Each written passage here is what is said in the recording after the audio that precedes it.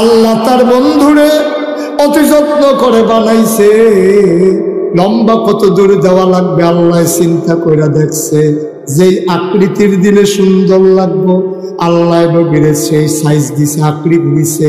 তিনি লম্বাও না, তিনি খাটোও না, তিনি ছিলেন মাঝারি আকৃতি। আমার নবীর মতো নবী মানুষ পাইবা কই? আমার নবীর মতো নবী তো আর একজন বানায়নি। নবীর চুলগুলো ছিল ঘাড় পর্যন্ত প্রলম্বিত, হালকা হালকা কোকড়ানো। তিনি চুলের ভিতরে তৈল দিয়ে যখন আছড়াতেন অবাক বিস্ময়ে সাহাবারা তাকিয়ে দেখতেন।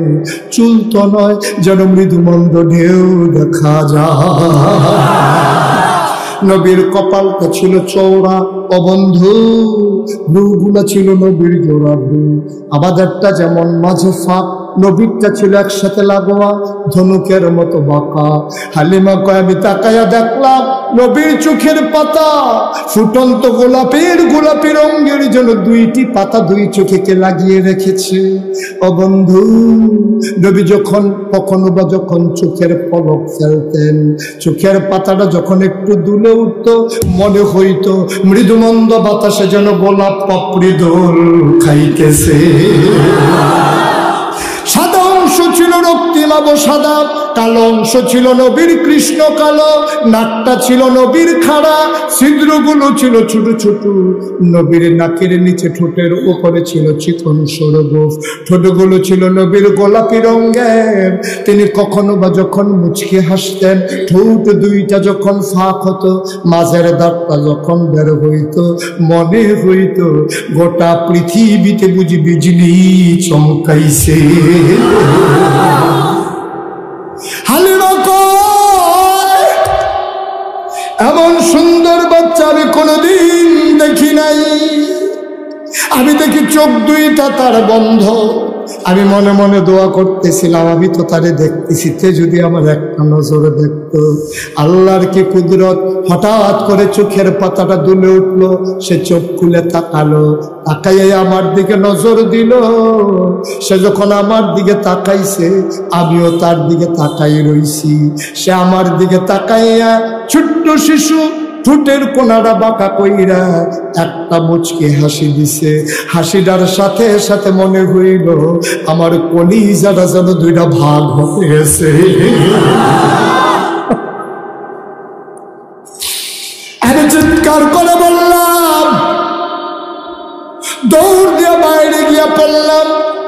আমি বললাম, স্বামী ও স্বামী, এই বাচ্চার মা একটা টাকাও যদি না দিতে পারে, এই বাচ্চা ফেলে আমি যাব না তায়েফে।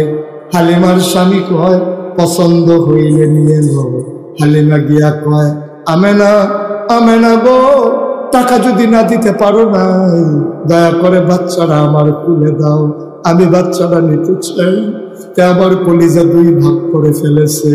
আমেনা চোখের পানি ছেড়ে দিলেন। হালিমা ও হালিমা, এই বাচ্চাটা জন্মের আগেই তার বাপ হারাইছে। আমি তার মা। 10 মাস 10 দিন সে পেটে ছিল। কোনোদিন হাঁটু দিয়ে গুঁতা মারে নাই, মাথা দিয়ে কোনোদিন ঢুস মারে নাই। জন্মের সময় কত মহিলা নাকি বেহুশ হয়ে যায়। খোদার কসম, আমার মোহাম্মদ দুনিয়ায় আসার সময় আমি একটা পিঁপড়ার কামড়ের মতো টের পাই নাই।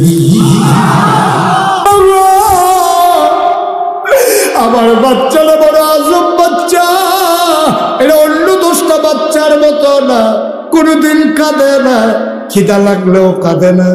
আমি মনে মনে দুঃখ পেতেছিলাম। তা আমার ছোট্ট শিশু, কত বাচ্চার জন্য বাবারা খেলনা কিনে আনে, তার তো বাবা না, খেলনা পাবে কই? আমার মনটা বড় খারাপ। একদিন আমি গোসলখানায় ঢুকেছি, আমি দেখি মোহাম্মদ হাত পা নাড়তেছে। কোনো সময় তো সে নড়াচড়া করে না, আজকে কেন নড়াচড়া করে? আমি দরজার ফাঁক দিয়ে উঁকি মেরে দেখি, যেই মোহাম্মদকে আমি একটা খেলনা কিনে দিতে পারলাম না, তার রব, তার আল্লাহ তারে খেলনা ছাড়া রাখে নাই। আমি তাকায়া দেখি আকাশের চাঁদ আর তারাগুলা ওই মোহাম্মদের হাতের কাছে চলে আসছে, মোহাম্মদ ধরার জন্য হাত পা নাড়তেছে।